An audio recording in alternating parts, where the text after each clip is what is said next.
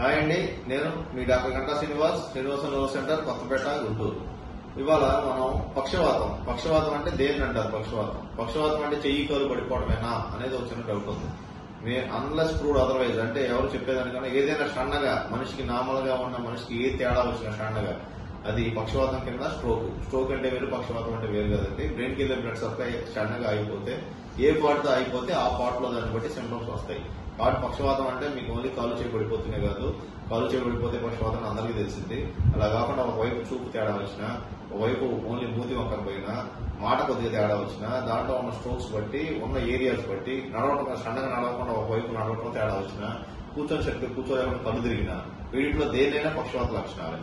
ఏదైనా సన్నగా బ్రెయిన్ లో తేడా వచ్చి బ్రెయిన్ లో బ్లడ్ సప్లై అయిపోయి మన బాడీలో ఏ పార్ట్ సన్నగా తేడా వచ్చినా ఇంకేది అనుకోకుండా, ఎట్లాగైతే చెయ్యి కనుక నొప్పి వస్తే